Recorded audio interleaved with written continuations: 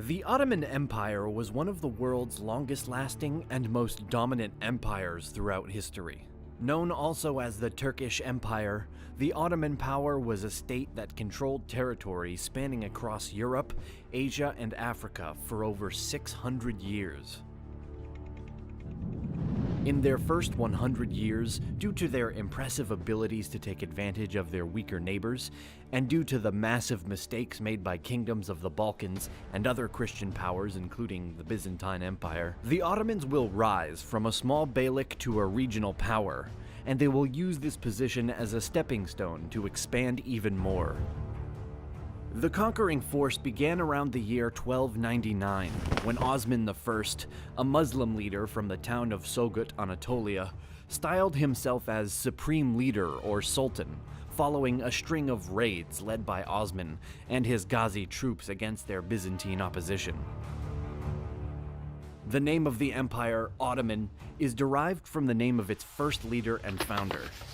Osman, whose name was actually Uthman in Arabic, left behind a scarce amount of information about his life, but gave the world an empire in his name. Consequently, due to the lack of reliable contemporary sources about the Muslim leader, current historians struggle to determine what tales have been fabricated over the years and which ones are in fact true.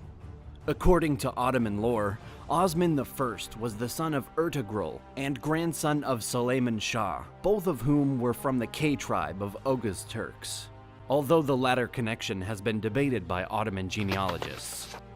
Nonetheless, Osman I was the man responsible for creating the first foundations of the 600-year running empire. Taking advantage of the disintegration, Seljuk dynasty in Iran and Mesopotamia, which was vanquished in 1293, Osman began expanding his territory through Anatolia as the chief rival to the Byzantine Christians. By the start of the 14th century, the newly founded Ottoman Empire began to spread bidirectionally, approaching the Sea of Marmara and along the Sakarya River. Unfortunately for the eager conquerors, their siege equipment was insufficient, making it momentarily impossible for them to capture some of the bigger Byzantine cities and territories, such as Constantinople. It wasn't until 1326 that the Ottomans were able to capture the city of Bursa, which would later be styled their new capital in 1335. Around the time of this victory, the first Sultan, Osman I, passed away, leaving his son Orhan as the second Sultan of the Ottoman Empire. Under Orhan's reign, the Turks were now able to start strengthening their power and authority after seizing Bursa, where the tomb of Osman I still remains. As part of his military bolstering, Orhan went to his brother, Alaeddin, for advice. Alaeddin suggested that Orhan create an army of men who were paid and trained infantrymen. This is opposed to the method of the predecessors' armies, which were made up of contingents and volunteers who only came together for the campaign or battle at hand. Orhan enacted this new strategy, but quickly became dissatisfied and decided to look to a relative through marriage, Kandari Kara Halil, for new guidance. Kandari came up with the idea for what later would be known as the Janissaries. The body of troops was to be made up of children from Christian families in territories that had been conquered by the Ottomans, which would be converted to Islam and trained as elite infantrymen and slaves to the Sultan. Making up the first modern standing army in Europe, the Janissaries were known for their extreme loyalty to the Sultan, ensured by strict policies and rules applied to them throughout their service, such as the outlaw of marriage. While the Janissary troops weren't considered to have truly been established until the rule of Murad I, the introductory steps were made during Orhan's time of consolidation. Also on the mind of the second Sultan was expansion. This became a heavier focus in 1331, with the capture of Iznik, following a few years later by the seizure of Izmit in 1337. And then the taking of Uskudar in 1338. Only 7 years after the latest of those successes, Orhan was then able to occupy the Principality of Karasi. around which time he also became an ally to John VI Cantacuzenus, the later Byzantine emperor. Through this new union, Orhan was additionally able to gain permission to raid the region of Thrace, a goal of the Ottomans, of course, being to capture this area and marry the daughter of Cantacuzenus, Theodora. Furthermore, under the command of Suleiman Pasha, one of Orhan's sons, the Ottomans spread their control to Gallipoli in 1354, despite Cantacuzenus's attempts to peacefully remove them in response to Byzantine fears.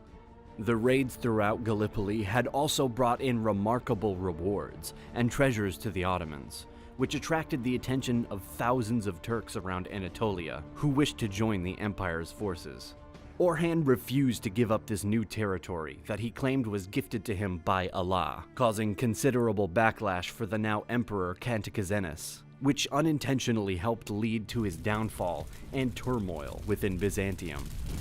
Things within the Ottoman world also began to shift in 1362, following the death of Sultan Orhan, who was roughly 80 years old at the time. His son Suleiman had died a few years prior in a hunting accident, and it is believed that the toll of this loss may have led to Orhan's sudden demise. Regardless, Murad I, another son of Orhan, was next in line to become the empire's third sultan, which he did with a dramatic entrance. Wasting no time after taking the reins, Murad continued the work of conquering Thrace by seizing Adrianople and making it the new capital of the Ottoman Empire. Even with the confidence shown by this swift action taken at the command of the new ruler, the Ottomans continued to avoid an attempt at capturing Constantinople due to their sustained lack of proper siege equipment and the sturdiness of the city's thick outer walls. Opting to stay with a better path for success, Murad kept his focus on easier expansion with more promising results. Over the next decade, the Ottomans captured more and more territories throughout the Balkans, even gaining some of their new control with little resistance after the Battle of Maritsa, in which they defeated their Christian rivals near Chernomen on the Maritsa River. Even going as far as capturing Macedonia, Murad I was now readily broadening and strengthening the Ottoman power across the Balkan region. By 1382, the eager Sultan began to put pressure on Bulgaria, first convincing Emperor Ivan Shishman to surrender his country as a vassal, becoming part of a new policy enacted by Murad in Europe, where the native rulers of existing principalities would remain in their place if they accepted the suzerainty of the Sultan, accompanied by the provision of contingents for the Ottoman army. Seemingly not giving importance to this agreement, Murad and his troops then continued pushing on to seize Sofia, Perat, and Nis. These decisive actions led to the next major victory for the empire, allowing them to conquer Serbia after the famed Battle of Kosovo in 1389. While both armies were severely deteriorated and the leaders on either side were killed during the conflict, the Ottomans still had more troops elsewhere who could be called upon and were granted overall victory as the domino effect of acquiring Serbian principality. Ensuing the death of Sultan Murad I, now under the reigns of Bayezid I, one of his sons, the Ottomans were forced to return to Anatolia and deal with the repercussions of their calamitous victory efforts. On top of restoration duties, Bayezid was also suddenly faced with an increasing threat from the Principality of Karaman. Murad had previously taken some minor steps to avoid the new power, which was built atop the remains of the fallen Seljuk dynasty, from attempting to take his newly seized territories, but that was about all the attention he'd given it. Bayezid was unable to ignore the rising concern by this point, with Karaman moving to the forefront of Ottoman focus after the capture of territory in Germian, Tek, and Hamid. In an attempt to keep his Turkish followers from siding with the potential rivals, Bayezid chose to make peace with Karaman before moving on to capture Bulgaria and finally venture the daunting task of laying siege to Constantinople. In response to the latter act, the Christians undertook a crusade with the goal of defeating the invading Ottoman forces.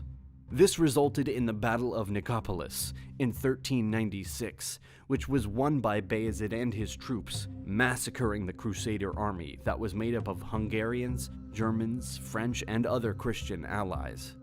Presumably feeling confident after the success at Nicopolis, Bayezid and his men returned to annex Karaman in 1397, despite the previously agreed-on peace treaty. The Sultan's reach now spanned across the Balkans and into Asia, making him one of the most powerful Muslim leaders at the time. His goal seemed to be that of his predecessors and future successors: expand. While there is relatively very little information dating back to the first 100 years of Ottoman power, we do know that the period of time from 1300 through 1400 served as a springboard for the empire's growth and prosperity that was to come.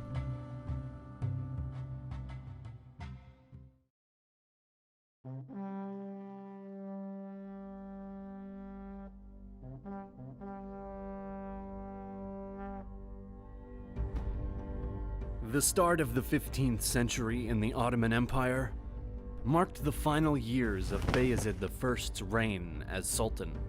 In 1400, major tensions began to rise between the Ottoman leader and the Turco-Mongol warlord by the name of Timur.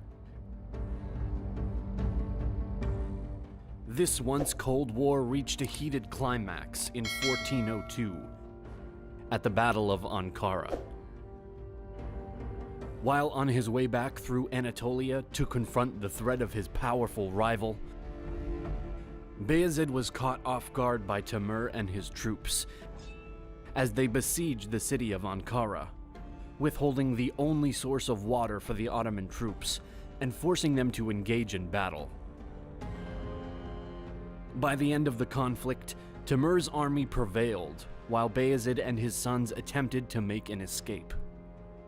Bayezid himself and two of his sons, Musa and Mustafa Chalebi, were captured by Timur, though the rest were successful in their getaway. Musa was released in 1403, and Mustafa was held in Samarkand until the death of Timur in 1405, at which point he went into hiding within the territories of some of his allies. Less fortunately, Bayezid had passed away shortly after he was taken into custody. It is debated whether he was treated well by Timur and his men or not, but either way, this was the end of the Fourth Ottoman Sultan's rule. After Bayezid's downfall, the leadership of the empire was thrown into complete turmoil. The remaining sons of the late Sultan now sparked a decade-long civil war, referred to as the Ottoman Interregnum.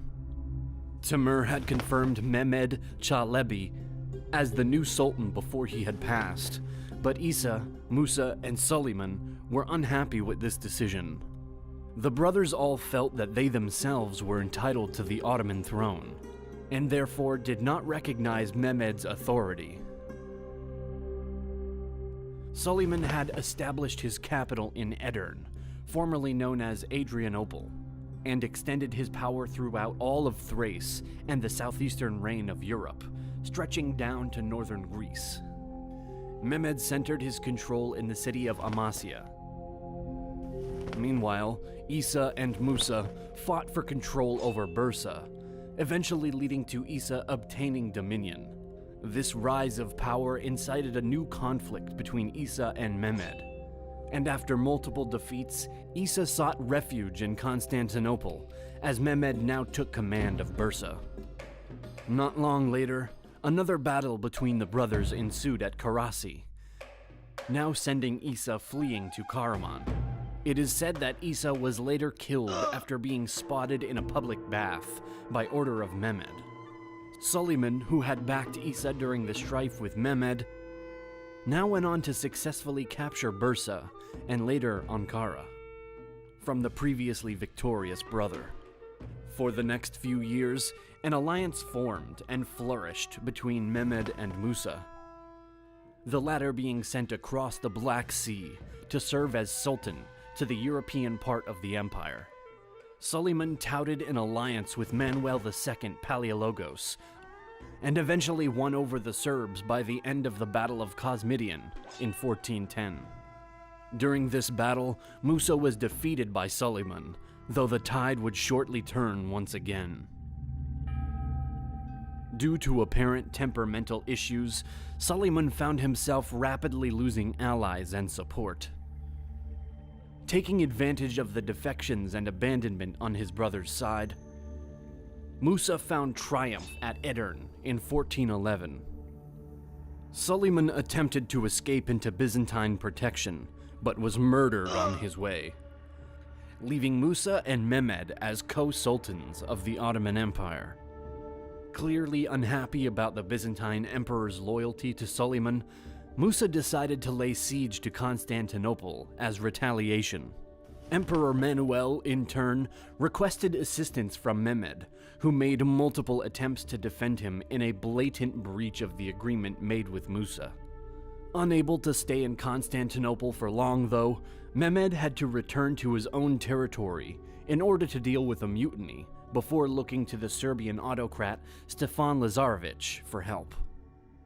Now returning to face his brother with new strength, Mehmed and his army met with Musa and his forces at Çamerlu, resulting in a defeat for Musa and his later capture and murder.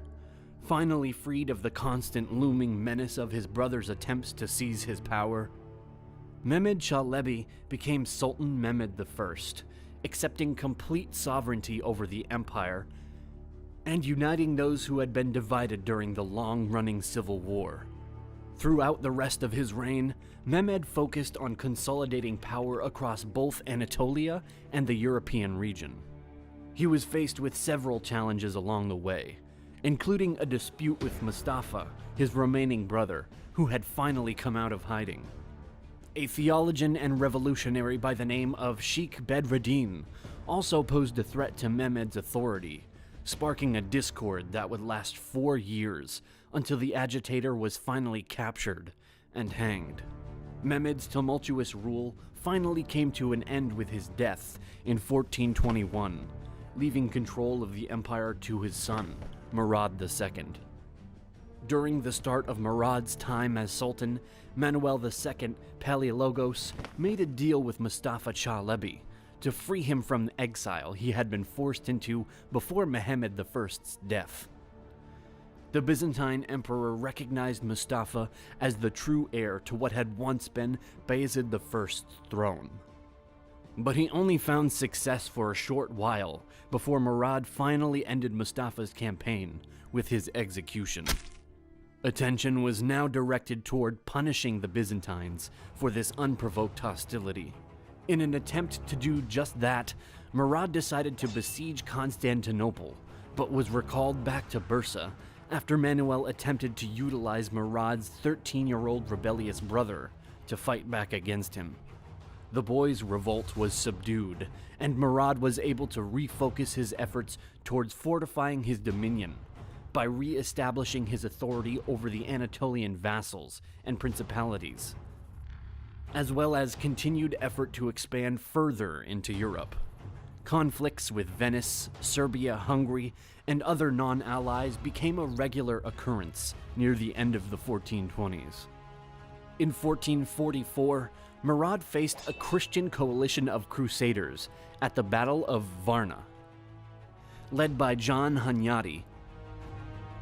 The Hungarians and their allies were soundly defeated in what could only be deemed an embarrassing retreat. One notable detail of this battle is the fact that Vlad Dracul, the current Wallachian voivode, had sent a small contingent under his eldest son to assist Hunyadi and his crusaders, despite the fact that Murad was holding Dracul's 2 youngest sons as hostages to ensure allegiance from Wallachia. Not much came of this situation until later, but it serves as a clear demonstration of the frequent betrayals that plagued the times. Before the Battle of Varna, Murad had actually abdicated his throne to one of his sons, Mehmed II. Displeased with this immense responsibility as merely a child, Mehmed urged his father to return and lead their troops against the Christian forces that aimed to take advantage of a young new sultan. After undertaking the task and trouncing the crusading effort, Murad went back into retirement until he was required to return in order to quell a Janissary revolt. It wasn't long before the elder sultan was once again forced to meet the troops of Christian Europe, this time on the battlefield of Kosovo. Still following the lead of John Hunyadi, a union of Hungarian, Wallachian, Moldavian, and other allied troops attempted to execute a new strike against the Ottomans in an effort to avenge their previous defeat at Varna. Caught off guard by Murad and his troops, who had intercepted the Crusaders at the Kosovo Pole field, John Hunyadi and his army faced another humiliating loss. Murad was now able to finish out his reign by addressing the issue of Timur's son, Shah Rukh, and gaining command over the leaders of the Churom Amasya region, in addition to an attempt, though unsuccessful, at defeating the Albanian forces of Skanderberg at the Castle of Cluj. By the end of 1451, Murad had fallen ill and passed away, leaving Mehmed II as Sultan once again. Mehmed II later deemed Mehmed the Conqueror for the remarkable accomplishments during his reign, immediately looked to complete the task of finally capturing Constantinople, as many of his predecessors had ventured to do. In a ploy to curb any distractions, Mehmed signed peace treaties with both Hungary and Venice, while preparing his navy for the future siege of Byzantium's heart. In 1453, with an army of around 80,000 troops or more, over 100 naval ships, and something the previous sultans lacked: cannons. Mehmed began the campaign that would eventually be called the Fall of Constantinople. The siege lasted over 50 days and resulted in a concise victory for the Ottomans, who now declared Constantinople their new capital. Mehmed also styled himself the Caesar of the Roman Empire, a title that was denied to him by the Roman Catholic Church, but accepted by the Eastern Orthodox Church. The young sultan then captured the final remaining Byzantine states and pressed further on into Europe. In a reign marked by drastic government changes, creating a more centralized bureaucracy and appointing only those who could be loyal to him and his agenda to his court, as well as continual back and forths between his empire and the European Christians, one of the most prominent storylines may be the relationship between Mehmed II and Vlad III Dracula. As previously mentioned, two of Vlad Dracula's sons had been held hostage by Murad II. These boys, Radu and Vlad III Dracula, grew up alongside Mehmed and each developed starkly different relationships with him. While Radu would choose to stay within the Ottoman Empire and serve as a lifelong friend and ally to Mehmed, Vlad became a persistent opponent who fought against his contemporaries' will until his final breath. While some claim that his long-standing strife with the voivode of the much smaller region and military shows a weakness in Mehmed, it instead gives us a profound look at his personality and mindset. Before ultimately pulling back from his attempts to overpower and defeat Vlad Dracula, Mehmed is recorded to have said that he could not take land away from a man who does such marvelous things. And surely a man who had accomplished this is worthy of greater things. These statements from the Sultan himself display not only a level of respect for his adversary, but also his confidence in the Ottoman Empire as a whole during his rule. Mehmed was willing to walk away from a conflict that he saw no near success in, because he was head of essentially two empires, having more or less absorbed the Byzantine Empire, and knew that his power could not truly be stifled so easily. This tone of tolerance extended past Mehmed himself, and can be seen again during the reign of his son, Bayezid II, who claimed the throne after his father's death in 1481.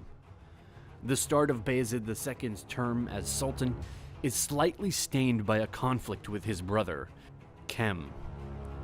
Once his position was secured, Bayezid began to make some changes to his father's policy and put a strong emphasis on domestic politics throughout both the East and West, establishing a more well-ordered system. Though not remembered entirely for the conflicts he engaged in, Bayezid did put notable effort into conquering new Venetian territories and Balkan lands. Nonetheless, the most remarkable decision under Bayezid II to round out the 15th century may have been his reaction to the expulsion of both Muslims and Jews from Spain in 1492. Bayezid condemned Ferdinand of Aragon and Isabella I, sending the Ottoman navy over to safely relocate the banished Muslims and Jews to his own territories. He told every leader under his authority that they were to welcome all of the refugees and would be punished by death if they were to treat the Jews any differently than their Muslim counterparts. This extraordinary act led to an increase of new skills, enhancements, and ideas being brought into the empire, which resulted in heightened success for the welcoming sultan. By the end of the 1400s, Bayezid II remained on the Ottoman throne as a well-respected and prosperous leader, earning the epithet of the Just. Bayezid may be one of the more underrated rulers of the empire today.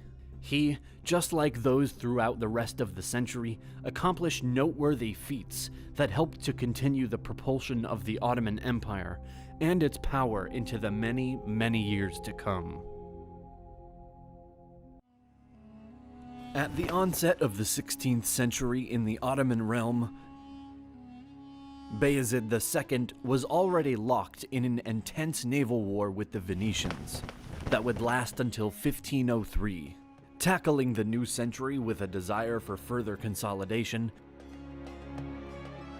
the Ottomans, under the command of Admiral Kemal Reis, found triumph by the end of this Turkish-Venetian war, ultimately forcing the Venetians to once again come to a peace agreement with the Turks. While this victory served well for the continued fortifying of Ottoman power in Europe, over in Anatolia, the environment was becoming increasingly unstable. By the year of 1511, supporters of the Safavid dynasty began to rebel against the growing dominance of the Ottoman Empire. Though they were forced to back down after the defeat of their leader, Shakulu. Meanwhile, bitter dissension over the succession of the throne developed between Bayezid's sons, Selim and Ahmed. As both candidates attempted to rally support from different territories and leaders, the Sultan's advisors and Janissary Corps began to show a preference towards Selim, concurrent with Bayezid's increasing concern about the possibility of Ahmed seeking aid from Shah Ismail in Persia. Finally, in 1512, Sultan Bayezid II made his decision by abdicating to Selim, who would later have his brother put to death to avoid any further conflict. Bayezid passed away only a month after his retirement. Swiftly upon ascension to the throne, Sultan Selim I eradicated any potential threats to his position by having his brothers and nephews executed, allowing himself to focus solely on any external dangers. One of these hazards came in the form of the Shah Ismail and his Kizilbash Turkmen adherents over in Anatolia. Briskly putting an end to a revolt brought by the Kizilbash, Selim then turned to Ismail himself, subsequently overpowering the Shah's forces at the Battle of Chaldiran in 1514. While the Safavid troops consisted of simple cavalrymen, Selim's army, which was upwards of 100,000 men, was able to rely on muskets and cannons. By the end of the clash, the Ottomans moved on to seize Tabriz, which had been the Safavid capital.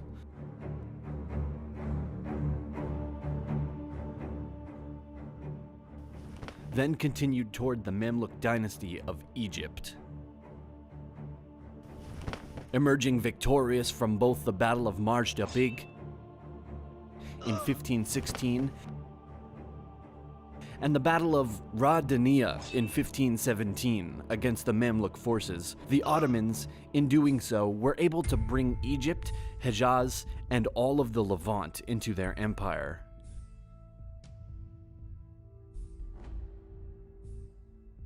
Thus, by Selim I's death in 1520, not only had the cultural and geographical nucleus of the empire shifted, but it is believed that his reign brought forth an expansion of roughly 70%.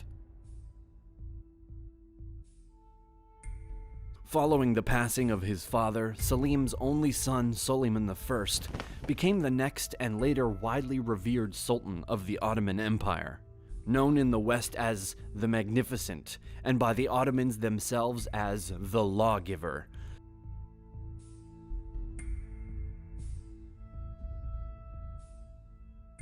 Suleiman birthed a time of immense military, legal, and cultural change within the empire. While the chief Sharia law, or sacred law, was not something that could be changed by the Sultan, Suleiman was able to do some notable restructuring of the Qanun, or system of criminal land, tenure, and taxation legislation. This new final revision became known as the Ottoman Laws, and would remain intact for the next 3 centuries to come. Suleiman also made adjustments to laws that affected varying religions within the empire, taking a similar approach of tolerance to the one of the late Bayezid II, including but not limited to the formal condemning of blood libels issued against the Jewish population. Simultaneously, as these legislative and cultural shifts transpired within the empire, outside of the sovereign borders, build-out continued, almost immediately taking aim at the Christian powers in both Europe and the Mediterranean. Suleiman I led his forces to a victory at Belgrade in 1521, followed by the long-awaited seizure of Rhodes in 1522. 4 years later, engaged with the Hungarian troops, the Ottomans not only vanquished their opponent, but also executed King Louis II of Hungary himself. When Suleiman came across the slain body of the Hungarian monarch, he remarked, "May Allah be merciful to him and punish those who misled his inexperience. I came indeed in arms against him, but it was not my wish that he should be thus cut off, before he scarcely tasted the sweets of life and royalty."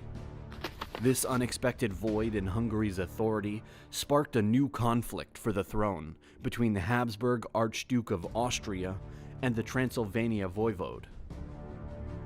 Amidst prevalent opposition to the prospect of Habsburg control, the Ottoman Sultan chose to accept János as the new vassal king of Hungary. As an added venture to undermine any subsequent Habsburg meddling, Suleiman led another campaign in 1529, this time aimed at Vienna. Unfortunately for the Turks, an outbreak of troubles plagued their offensive and forced the Sultan to call off the feudal advances. Largely undeterred, by 1532, the Ottomans tried yet again to assail Vienna, but made very minimal progress after being stopped by the defending forces at the Siege of Gunz, thus giving Suleiman's belief that Vienna was not a prize to be won so easily. A peace agreement was finally reached in Constantinople between Archduke Ferdinand I of Austria and the Ottoman Sultan the following year. The terms of the truce were decided upon by both sides. However, it did not take long for the integrity of the agreement to deteriorate. When János passed away in 1540, any remaining peace between the Ottomans and Austrians seemed to shatter altogether. Throughout a series of campaigns and annexations in 1541 through 1543, Hungary was eventually split into 3 individual Hungaries. On one side sat the Habsburg Hungary, which was adjacent to the Ottoman vassal state of Transylvania and neighboring the indefinitely garrisoned Ottoman Hungary.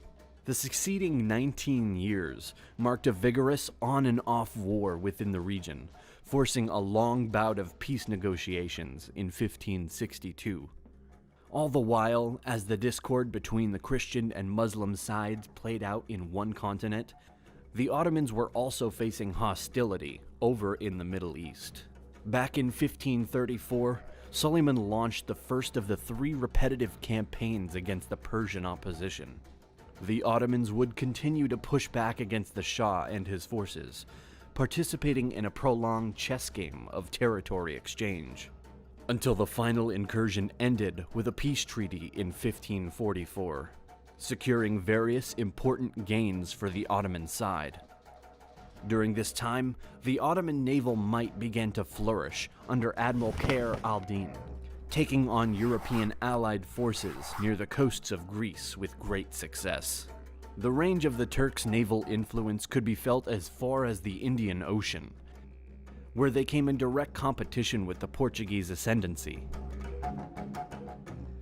In addition, Suleiman's reign also expanded the scope of the Ottoman impact to North Africa and the Mughal Empire, rounding out a long and prosperous period of development and consolidation, though not without the occasional shortcoming.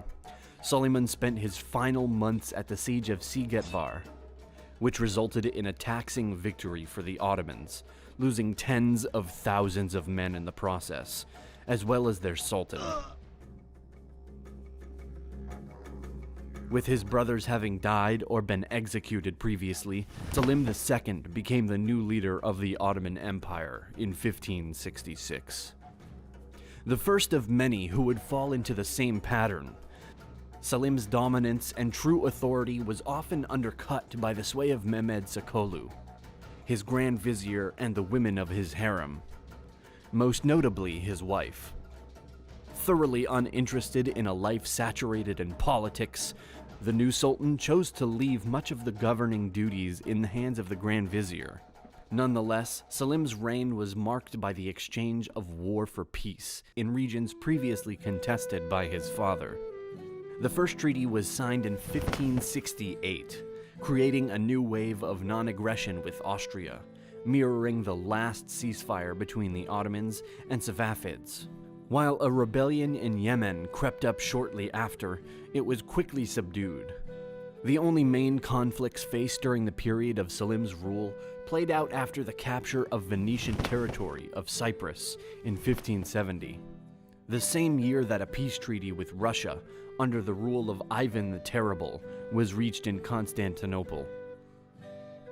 Subsequently, due to the aforementioned antagonism in Europe, the Battle of Lepanto ensued in 1571, which gifted only temporary victory to Venice until the following year. By 1574, the Ottomans had secured both Cyprus and Tunisia before the passing of Sultan Selim II, leaving the empire in the hands of Murad III. In drastic contrast with his father, Murad ruled over a period of both conflict and decline of coherence within the empire. Seizing Fez from the Portuguese in 1578, and then broadening his authority in the Persian region, the Sultan eventually launched a new surge of combat with Austria that would last into the following century.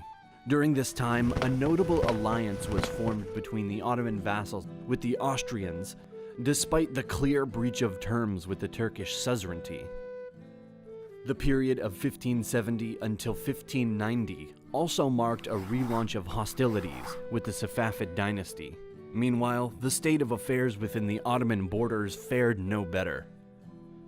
The constant conflicts demanded higher taxes, prompting inflation and a rapid dwindling of the overall permanence inside the empire, even causing a slump in the reliability of the Janissary troops. As only the second Sultan, following Selim II, to never lead his troops into battle and to have his power undermined by the women of his harem. Murad's most impressive accomplishment may have been securing a diplomatic relationship with Queen Elizabeth I of England. Arguing that the Islamic and Protestant worlds had more in common than either did to Roman Catholicism, the Sultan was able to form a trade agreement with the English monarch in 1581, granting priority to England's merchants within Ottoman territory. These foreign relations outlived the Sultan himself, being passed from the hands of Murad III to Mehmed III. As the final Sultan of the 16th century, Mehmed III took on the growing alliance between his European vassals and Austrian enemy, initially facing a loss, though quickly bouncing back to defeat the Habsburg and Transylvanian forces at the Battle of Keresh-Tesh in 1596. The end of the 1500s brought only slightly improved luck, as a peace agreement was reached between the Ottoman Empire and one of the vassal leaders, Mihai the Brave, who had found prior success in fighting off the Turkish troops. Sultan Mehmed III continued to hold the Ottoman throne into the 17th century and would reign for another 3 years to come. The Ottoman Empire in the hands of Sultan Mehmed III began the 17th century, having made peace with notable challengers such as Michael the Brave, who now ruled over Moldavia and Transylvania, uniting them under one flag. However, conflict still persisted elsewhere. Barely into the 1600s, the Ottomans captured the fortress of Nagi Kanitsa, having to defend their new hold on the following year at the siege of Nagia Kanitsa against the Habsburg and allied forces. While continuing to participate in the 13-year war against the Habsburg monarchy, the Turks were also constrained to engage with repeated revolts that surfaced at the start of the century. Adding a third front to the Ottomans' current situation in the fall of 1603, war broke out once again with the Safavid dynasty of Persia, making the death of Sultan Mehmed III that December even heavier a loss for the empire. At only 13 years old, Ahmed I was next to take the title of Sultan, following his father's death. Likely due to his age, Sultan Ahmed made an unprecedented decision in favor of sparing the life of his brother, Mustafa, opposing the expected act of fratricide demonstrated by his predecessors as a way of avoiding future dissension over the throne. The young sultan chose to keep Mustafa alive, an act which prevented a potential end to the dynasty, given that Ahmed had not yet fathered any children to succeed him. Nonetheless, getting right to work, Ahmed focused his attention on the raging Ottoman-Safavid War, sending an army from Constantinople in June of 1604 to confront their antagonistic foe. Having arrived later than they should have, the Turks failed to prevent the Safavids from capturing Yerevan and advancing forward. Some arguably poor decisions on the Ottoman side ensued, all but throwing away a year of precious time and opportunity. By 1605, the war continued to wage on and prompted the Turks, under the command of Mehmed Pasha, to form a temporary allegiance with Stephen Box-Kai, Prince of Transylvania, who had requested assistance from the Ottoman Empire. Still, as a consequence of ongoing struggles from multiple angles, including more revolts in Anatolia, Sultan Ahmed was forced to concede to the Treaty of Sitva-Torak in 1606 with Austria, recognizing the Habsburg Emperor as his equal, and taking an axe to Ottoman expansion in Europe. Pressed even further to extend favorable commercial privileges to the Netherlands, France, and Venice, the young sultan caused a significant blow to the empire's esteem.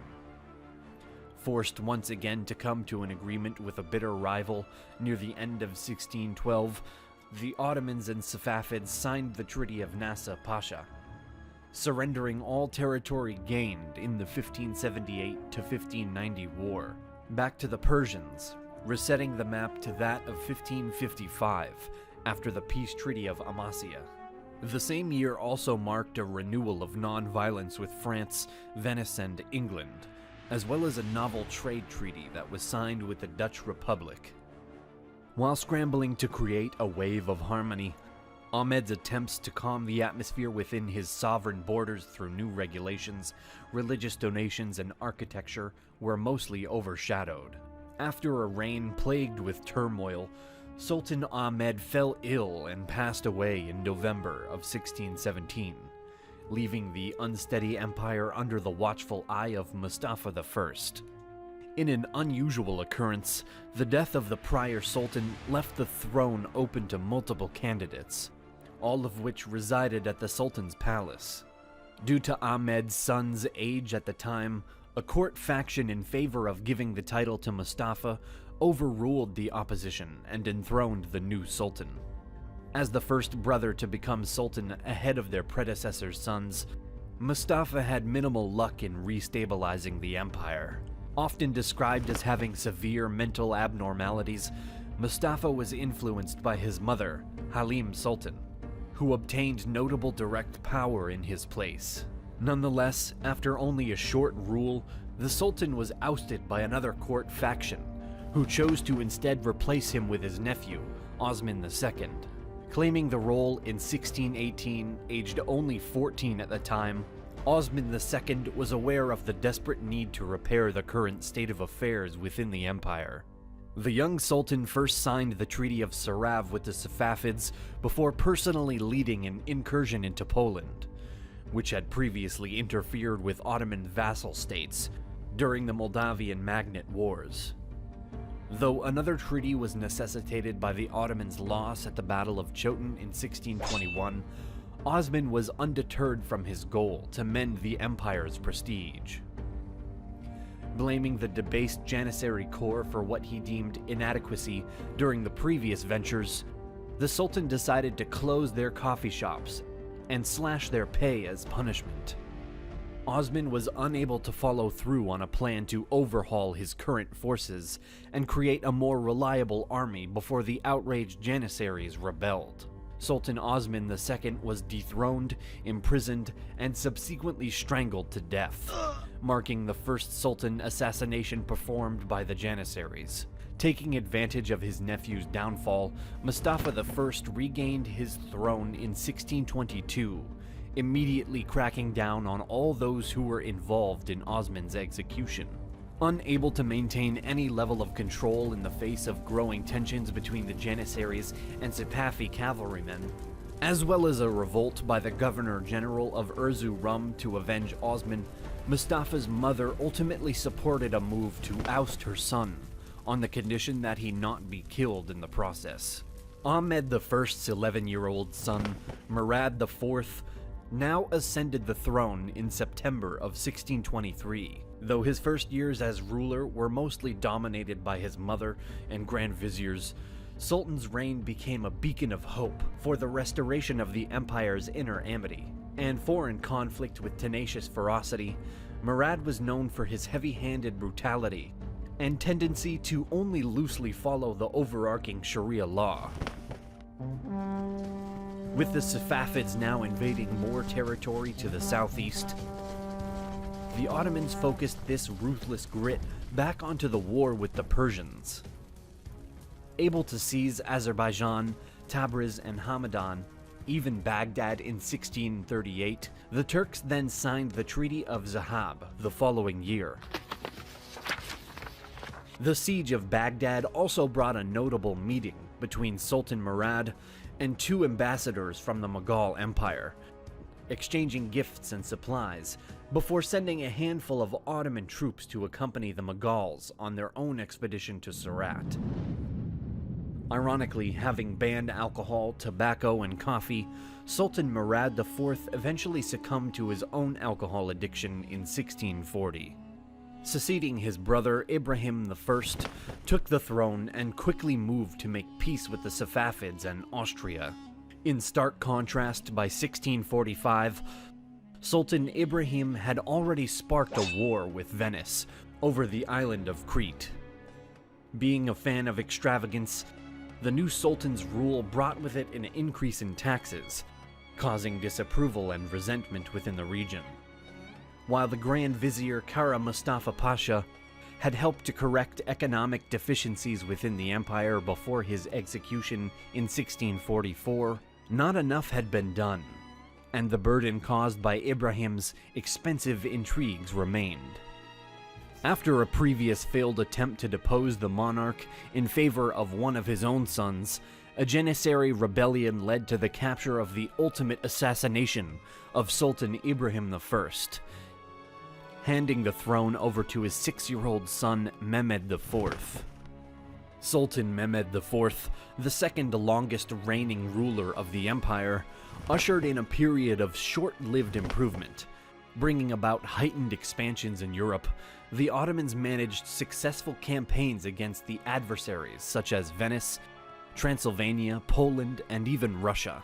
Nevertheless, at the Battle of Vienna in 1683 against the Polish-Lithuanian troops and their allies, the Ottomans suffered a devastating defeat, which marked merely the beginning of the Great Turkish War against the Holy League. Only a few years later, Sultan Mehmed and his men faced another crushing blow at the Second Battle of Mohacs, undergoing both a loss to their opponents and a mutiny from within. As a consequence, it was decided in November of 1687 that Sultan Mehmed IV would be ousted and replaced by his brother, Suleiman II. With the mutiny that raised Suleiman II to the throne still carrying on, the Ottomans made a hasty attempt to fight back against the Holy League. Despite losing support of the Crimean vassals, who now had to defend themselves against a Russian invasion. Even so, the Turks were able to gain temporary victory as they recaptured Belgrade and Niš in 1690. Despite a request for support being denied in 1688 by the Mughal Emperor Aurangzeb, the Ottomans put a stop to the Austrian invasion of Serbia, as well as a revolt coming from Macedonia and Bulgaria. Suleiman's luck remained even after his own passing in June of 1691, until the death of his Grand Vizier, Koprulu Fazil Mustafa Pasha, at the Battle of Slan Kamen against the Austrians in 1691. Before his death, the Grand Vizier had helped to establish tax reforms and contribute to the improved treatment of Christians under Ottoman dominion. Having taken the title of Sultan and responsibility of facing their opponents at the Battle of Slan Kamen, Ahmed II was immediately met with major losses of territory, caused by Austrians and Venetians over the next few years. The new Sultan was never able to show complete independence of his command, and was heavily reliant on his advisors throughout his time dealing with the Holy League and newfound disturbances in the provinces of Levant. After a short and rather mediocre reign, Sultan Ahmed II's death in 1695 at the age of 51 led to Mustafa II, son of Mehmed IV, being perched to round out the 17th century as Sultan. As the Great Turkish War continued, Sultan Mustafa II led the empire to both victory and defeat, ending with the signing of 2 peace treaties in 1699 and 1700. First came the Treaty of Karlovitz, drastically cutting the Ottoman influence in the Balkans and handing predominant power in the region over to Austria. The following summer, the Treaty of Constantinople was signed between the Ottoman Turks and Russia, confirming Russia's capture of Azov and ending the 17th century hostilities between the powers. With these compromises established, Sultan Mustafa II would remain on the throne for another 3 years to come. The 17th century was different for the Ottomans. If previously we discussed the expansion of this important empire between 1600 to 1700, the Ottomans experienced a lot of political turmoil and internal crisis, which led to instability and lost wars. From now on, the Ottomans will focus far less on conquests and more on protecting their borders. The 1700s in the Ottoman Empire marked a time of reform, adaptation, and off and on war with European powers, most notably Russia. The empire that had previously been focused heavily on outward expansion was now faced with resolving internal issues and defending its possessions from new expansionist powers. New allies, new enemies, and new challenges faced the Ottoman sultans over the next century. Going to 1700, Mustafa II held the Ottoman throne. To kick off the 18th century, Sultan Mustafa signed the Treaty of Constantinople on July 13, 1700, ending the Russo-Turkish War of 1686 throughout 1700 against Russian Tsar Peter the Great. This treaty gave Azov to Russia, but promised 30 years of peace between the empires. Sultan Mustafa was unable to enjoy the harmony for long, though, due to the Edirne event in 1703. The event was a result of angered Janissary corps, who disapproved of Sultan Mustafa's choice to return to Edirne, not Constantinople, after signing the Treaty of Karlowitz and Constantinople with the Holy League. Mustafa also left most political and administrative power to Feyzullah Efendi, who the Janissaries found to be corrupt and overbearing. When the Ottomans decided to intervene in the civil war in Georgia, a unit of Janissary corps was supposed to be sent to Georgia to give the empire a military presence. In addition to the Janissaries' existing displeasure, they were also now intended to join this conflict, having not been paid for their proper salaries. Few units began to protest in Constantinople, and were quickly joined by civilians and other soldiers. The protests turned to riots, and after Feyzullah Efendi had the rebels' group of representatives arrested, the rioters turned their sights toward Edirne. But the Janissaries were unsatisfied, and as the Sultan's own soldiers now joined the protesters arriving in Edirne, Mustafa was deposed on August 22, 1703, and Feyzullah Efendi was assassinated. Ahmed III, the brother of Mustafa II, now seized the Ottoman throne, and was faced with the challenge of subduing the rebellious troops. Constantinople remained in a state of unsettled indignation until the appointment of a new Grand Vizier, Ali Pasha. Once Sultan Ahmed could focus more on foreign affairs, he began to improve Ottoman relations with both England and France, as well as forming a new alliance with Charles XII of Sweden. After the Swedish king's loss to Peter the Great of Russia at the Battle of Poltava in 1709, Charles sought refuge in the Ottoman court, and proceeded to convince Sultan Ahmed to declare war on Russia in 1710, despite the 1700 Constantinople Treaty, which should have meant 30 years of peace. The Ottoman Grand Vizier Mehmed Pasha led his troops to a decisive victory, surrounding Peter the Great's men at the Prut River, and forcing the Russians to not only agree to giving up Azov, but they were also required to destroy the fortress of Taganrog and any other Azovian forts, and refrain from interfering in any Polish or Cossack affairs.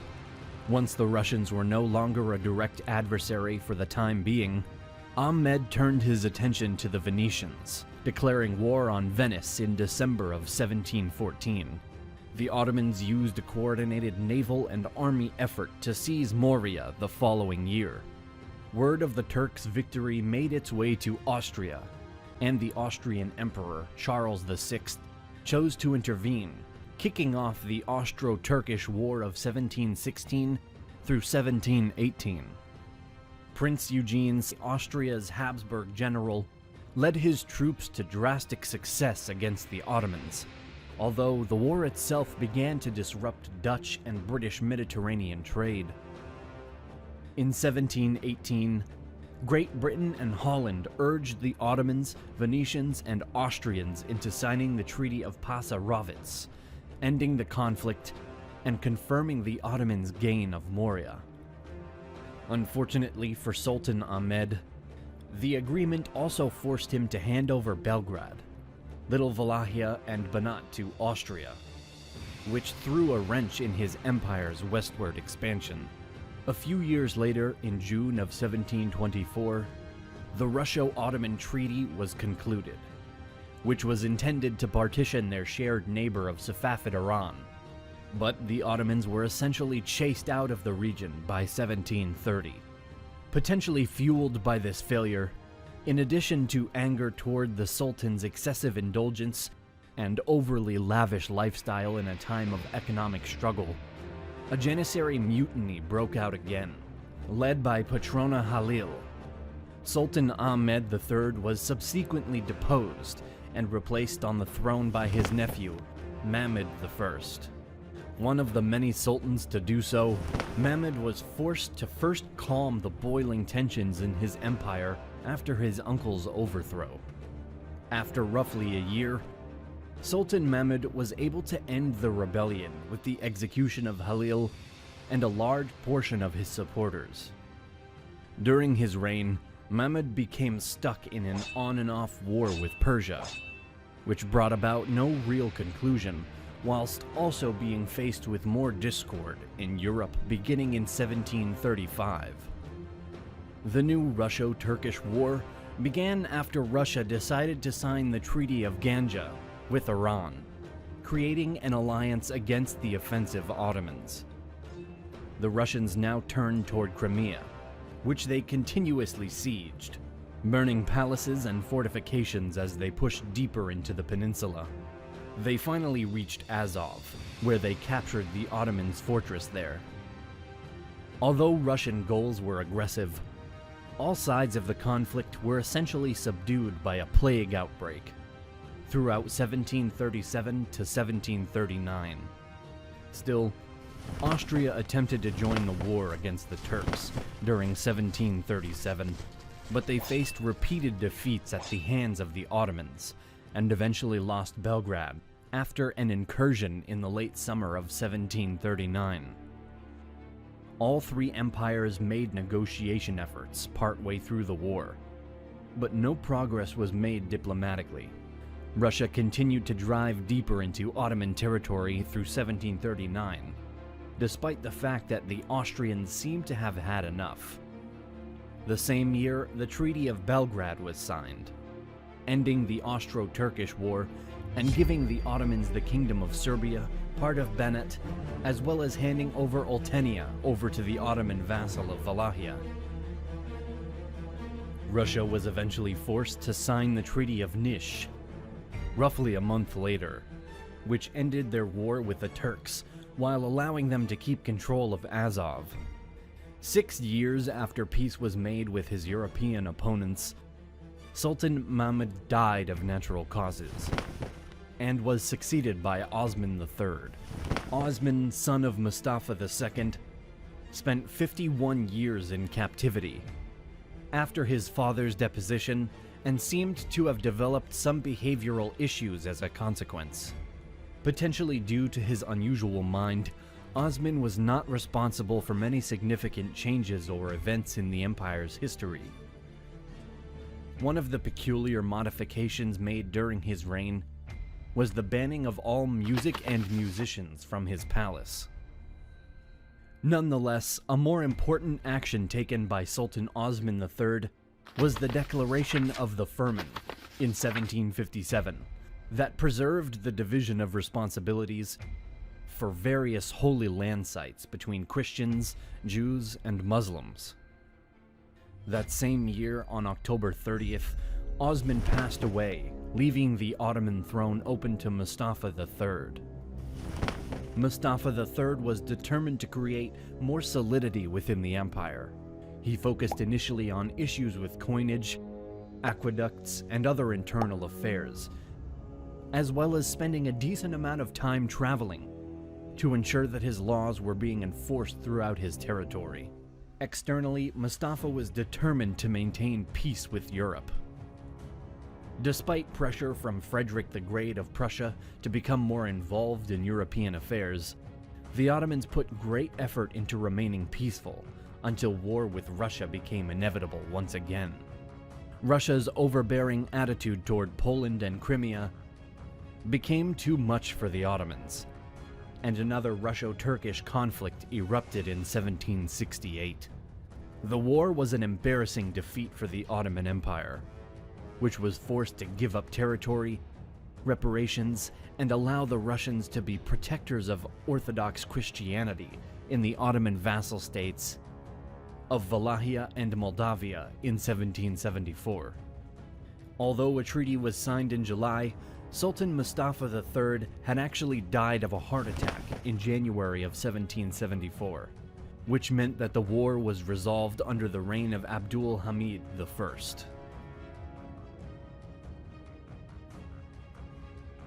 One of Sultan Abdul Hamid's priorities was to reform the Janissary Corps and all of the Ottoman armed forces, which he did. He is also credited with the establishment of the Imperial Naval Engineering School. Hamid further concentrated significant efforts on strengthening his grip over Syria, Egypt, and Iraq. While Russia was not one of Sultan Hamid's preferred focuses, he eventually was pushed back into war with the recurrent adversary in 1787, after Russia consistently abused their power as Orthodox Christianity's protector. The Turks were able to stand their ground fairly well at the start, but with Austria backing Russia, Hamid's troops began to struggle. Said to have been morally defeated by the ongoing war, Sultan Abdul Hamid died in April of 1789. Salim III took over the Ottoman throne and the continuing war with Russia. Shortly into his reign, Sultan Salim agreed to end yet again the Russo-Turkish War, despite having to accept the ultimate success of the Russians. Once the foreign conflict was settled, Salim set up a committee of reformers and series of reforms relating to taxation, land tenure, and provincial governorships. In addition to continuing the military reforms of his predecessor, Salim also opened Ottoman embassies throughout the European capitals in order to create better relations with the West. To round out the century, the Ottoman Empire was faced with an unexpected plot twist, as Napoleon invaded Egypt. Sultan Salim was forced to declare war on France and, unexpectedly, form an alliance with Great Britain and Russia. This new conflict would continue into the next century, marking yet another era of increasing change for the Ottoman Empire.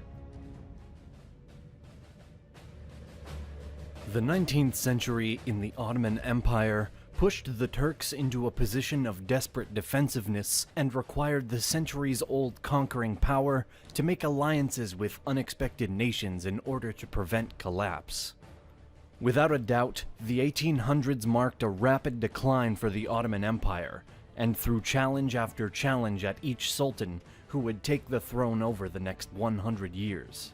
Going into the new century, Salim III was still the sultan of the empire. Recently, Napoleon and his French troops had taken power in Egypt and styled themselves as the liberators of Egypt from the Ottoman Empire, although constant revolts and discord back home in France forced Napoleon to make a subtle retreat before causing too much damage to the Ottomans. By 1801, the French officially pulled out of the territory, allowing Salim a sigh of relief, although the Ottoman Sultan actually had a strong respect for Napoleon himself. In 1804, France began attempting to win over Salim's support, whilst Russia wanted to keep the Ottomans leaning to their side. Napoleon himself even wrote to Sultan Salim, referring to him as Most High and Invincible Prince, the Great Emperor of the Muslims, and imploring him to explain why he would let the Russians influence his decision.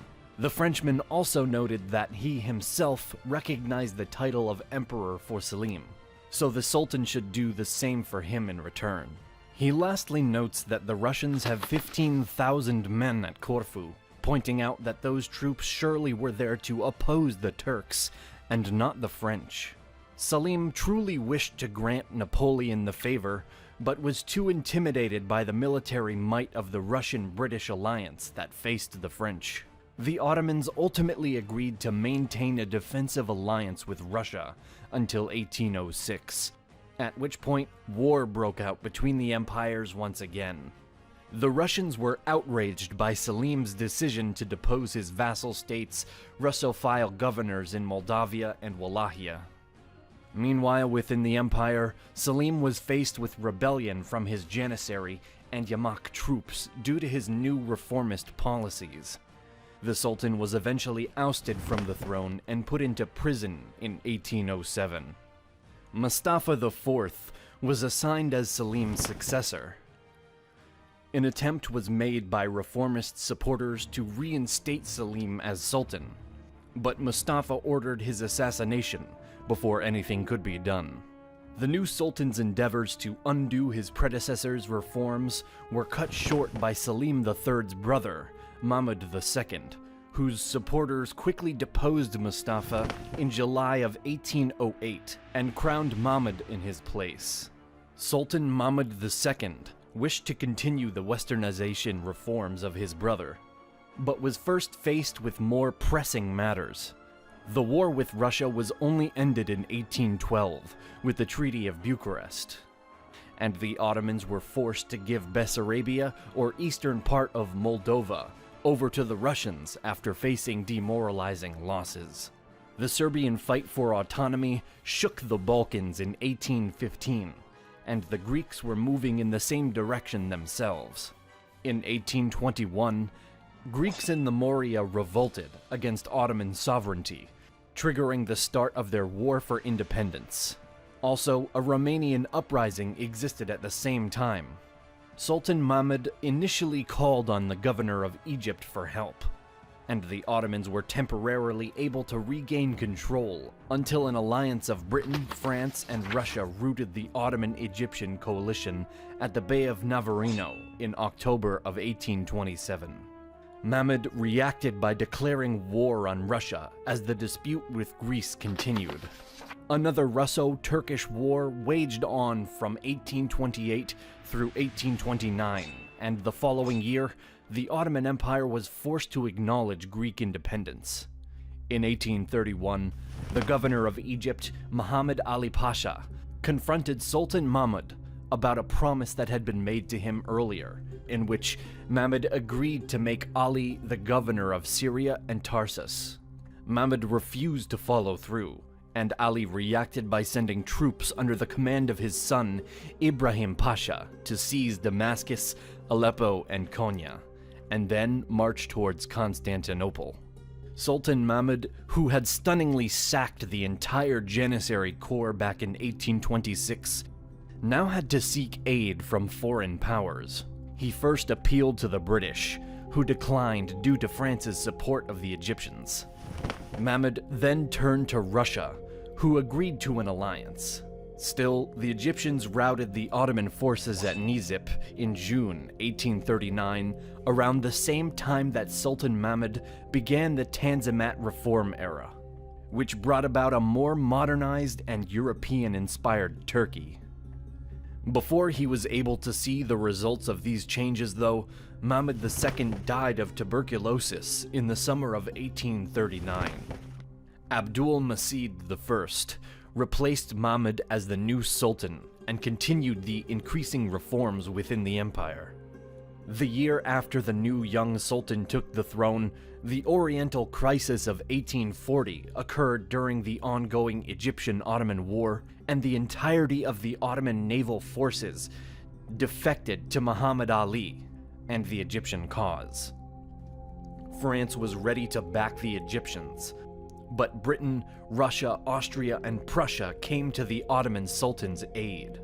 The European powers then established the Convention of London in July of 1840, promising the Egyptians territory in Sudan, Egypt, under the condition that those lands remain a part of the Ottoman Empire, though mostly as a formality. Muhammad Ali was hesitant to accept the deal, and turned to the French for support against it. But his once allies now switched sides in October of that year, triggering a military response against the Egyptians from the Ottomans and Europeans. Finally, Muhammad Ali agreed to his opponent's terms in November, giving up Syria, Adana, Crete, the Hijaz, and the Holy Land. in addition to handing the Ottoman naval forces back over to Sultan Abdul-Macid. In 1853, the Ottoman Empire entered the Crimean War, yet another conflict with Russia. One of the main factors leading to the discord was further dispute surrounding the Russians' role as protectors of Orthodox Christianity in Ottoman vassal states. Britain and France quickly backed the Turks, fearing the growing power of the Russians. Meanwhile, Austria aligned once again with Russia. Eventually, though, Austria threatened to switch sides and back the Ottoman cause, forcing Russia to accept peace terms, resulting in the Treaty of Paris on March 30th, 1856. Just before the conclusion of the war, Sultan Abdul-Macid issued the Hati Humayun, which established that all classes and ethnicities would be treated equally in all matters within the empire. In 1861, the Ottoman Sultan was pressured by the European powers into recognizing Lebanese autonomy and died shortly after from tuberculosis. Abdul Aziz became the next Sultan of the Ottoman Empire after the death of his brother. Sultan Abdul Aziz continued the reforms and westernization of Abdul-Macid, taking significant advice from France on the establishment of a council of state and public education system. The empire's first civil code was also promulgated during his reign. As tensions and rebellions rose in the Balkans, the Ottomans once again became unsatisfied with Russia, this time due to its support of the revolts from the Balkan states. The Russo-Turkish War of 1877 to 1878 broke out, with Russia leading a coalition of Romanian, Bulgarian, Serbian, and Montenegrin troops. The conflict proved disastrous for the Ottoman Empire, ending in a decisive victory for Russia and its allies, the formal declaration of independence from Romania, Serbia, and Montenegro, the establishment of the Principality of Bulgaria, Austria-Hungary's occupation of Bosnia and Herzegovina, and Britain's seizure of Cyprus, all confirmed by the Congress of Berlin in 1878. Furthermore, just before the main portion of the war had erupted, Sultan Abdul Aziz had actually been dethroned by his own ministers due to a plethora of frustrations within the empire. This meant that Sultan Abdul Hamid II would be responsible for handling the resolution of the Balkan unrest. Initially, Murad V had taken the throne in Abdul Aziz's place, but he was deposed after 93 days due to accusations that he was mentally ill and unfit for the job. One of Sultan Abdul Hamid's initial actions was to promulgate the first Ottoman constitution in 1876, although it only lasted for 2 years before the Sultan suspended it in 1878. Over the next few years, France extended their reach into Tunisia, and Britain came to power in Egypt in 1882, prompting the Ottomans to look toward Germany for friendship, around which time the Greco-Turkish War was sparked in 1897 by the disagreement between the Ottomans and Greeks as to whether Crete should remain under the Ottoman Empire or unite with Greece. Germany, Austria-Hungary, France, Italy, Russia, and Britain all backed the Ottomans and wished to maintain peace in Crete. The war was short-lived and a defeat for Greece, which was forced to pay heavy reparations and allow Crete to remain an autonomous state under Ottoman suzerainty. Though Sultan Abdul Hamid II and his forces were undeniably victorious against the Greeks in Crete, the issue would continue into the next century. Additionally, unrest in the Balkans was far from over as the 1800s came to a close. Problems with Armenia and its neighbors began in the 1890s and only grew with time, as the Ottoman Empire was pushed more and more in the direction of urgent defense over its dwindling power and territory, a fall from grace that would only get worse in the years to come. The 20th century for the Ottoman Empire was marked, or more accurately, scarred, by one thing: collapse. Turkey's conquering power from the past 600 years would finally come to a humiliating end, with the whole world watching. The sick man of Europe would be unable to overcome the devastation brought by the Balkans wars and events to follow.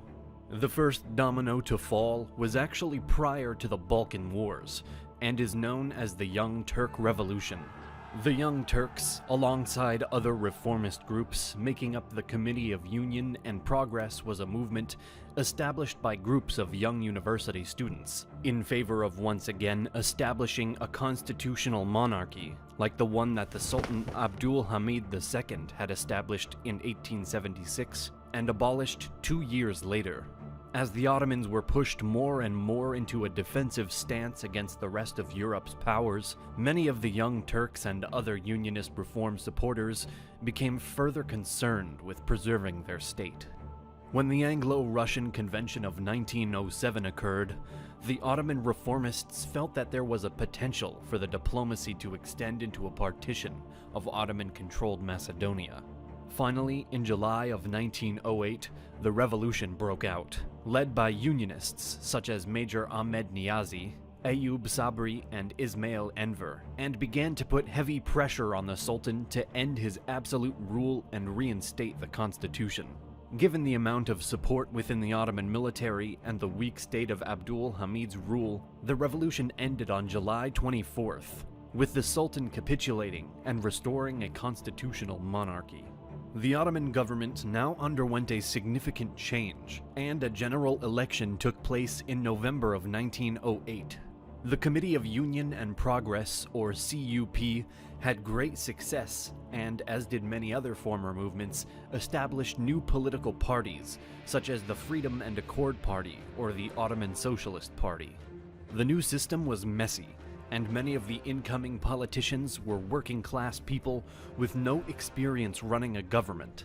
Meanwhile, Sultan Abdul Hamid II had been able to maintain his title under the terms that his position was basically only symbolic. Matters were complicated in 1909, though, when the Sultan stirred up the Ottoman counter-coup with his promises to restore the Ottoman Caliphate and Sharia legal system if his autocratic power was restored. Despite the fair amount of support, the counter-coup was quickly quelled after a short stint of control in Istanbul from Sultan Abdul Hamid's supporters. The Young Turk government was restored, and the Sultan was ultimately deposed and replaced by Mehmed V in a purely symbolic role. As stability within the empire continued, conflict in the Balkans suddenly skyrocketed. The Christians of Macedonia, including Serbs, Bulgarians, Vlachs, and Greeks, in addition to the Albanians, were heavily dissatisfied with the neglect they felt that they had received from the new Ottoman government, which was overly focused on centralized control. In 1912, the First Balkan War broke out with a declaration of war on Turkey by Montenegro on October 8th. The contestants of the conflict consisted of the Balkan League on one side, made up of Serbia, Bulgaria, Montenegro, and Greece, against the weakened Ottoman Empire. While Russia was not directly involved in the discord, they did give their favor to the Balkan League, which aimed to seize Macedonia from the Ottomans with their 750,000-strong army. The struggle was really only such for the Ottomans, as the Balkan coalition utterly routed their opponent on every front.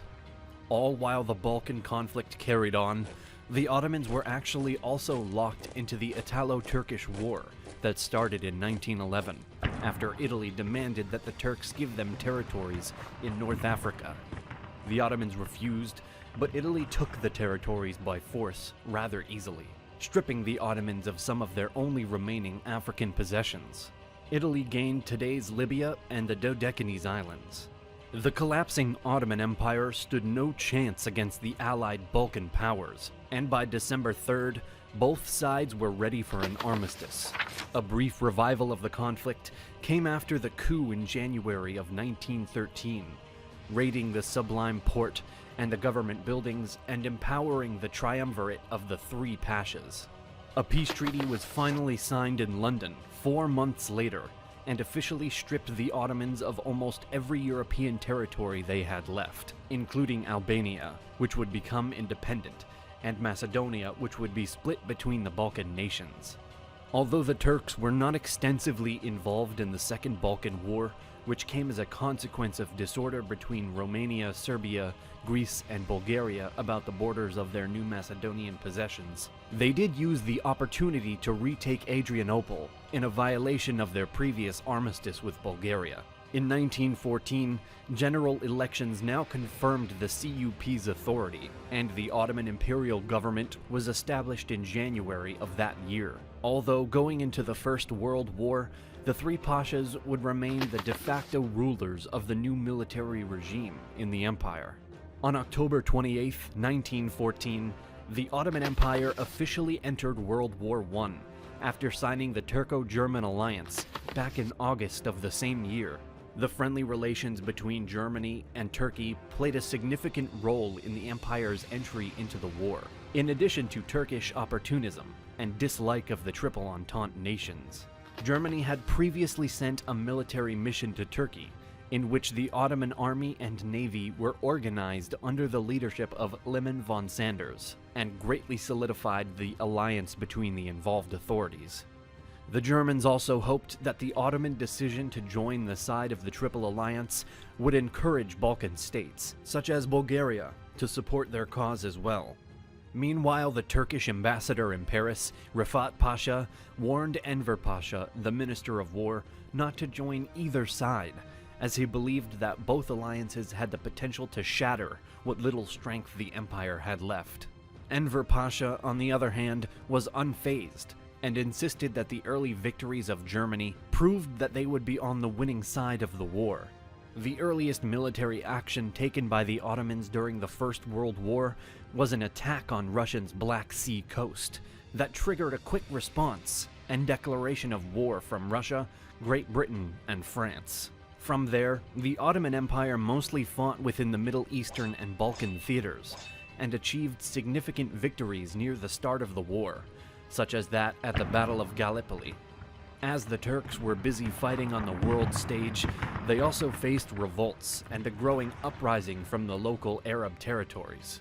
The decline of the empire was put on fast forward, and they were now facing offensive attacks from every possible angle, although Enver Pasha maintained a stance of triumph nonetheless, insisting that the Ottomans must remain in the war to assist their allies, going as far as claiming to have contributed to the Russian collapse and revolution in 1917.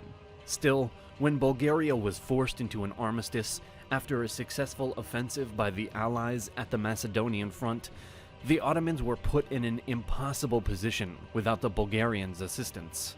Subsequently, after multiple visits to their partners, the Ottomans' Grand Vizier, Talat Pasha, concluded that he and his ministry must resign in order to gain milder terms from the Triple Entente if the war-starting administration was no longer in control. Ahmed Izzet Pasha took the role of the Grand Vizier and quickly entered peace negotiations with the British, who were eager to come to terms with the Ottomans and exclude the French and Americans from any benefits it may bring about. The Armistice of Mudros was then signed on October 30th, 1918, ending Turkish involvement in the war. Unfortunately for the Ottoman Empire, the armistice not only failed to bring true peace, but it also marked the final leg of decline. With Enver Pasha's administration, himself included, no longer in power, the government was an unstable mess. Violence began to break out as law and order broke down, and the Western Allies began to march into Constantinople under the claim that they needed to restore harmony throughout Anatolia. Given that the Armistice of Mudros had allowed for the Allied powers to invade if a need to restore order was present, there was not much that the feeble Ottoman authority could do to stop them.